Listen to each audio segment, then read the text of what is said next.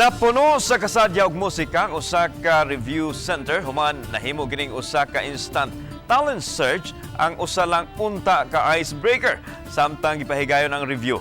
Ila-ilahon ta ang bibong magtutudlo sa report ni Mark Regiabelia.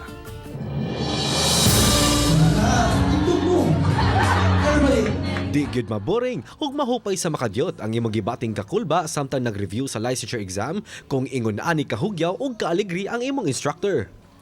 Siya si Teacher Froilan Obial, usa ka review center instructor, 31 anyos, taga Davao del Norte. Asoy niya nga kuha among video atol sa iyang pagbisita sa usa ka review center dinhi sa Cebu City niadtong Hulyo karong tuiga.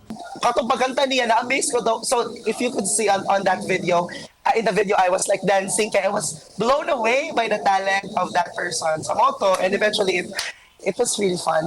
Dugang niya nga mismo siya nakalitan sa dihang game na game kaayo nga miawit ang usa sa iyang mga reviewee.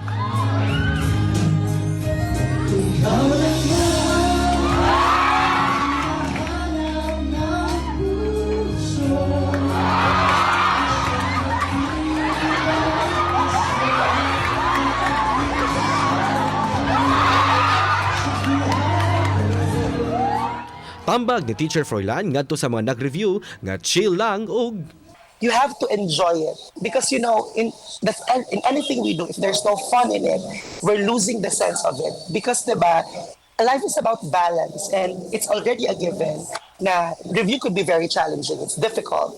Pero if you are having fun, if you're thriving in everything that you do, the bad part, the good part, enjoy it, learn from it. kauban si Clans Gabutin, Mark Regiabelia. Balitang, Bisdak.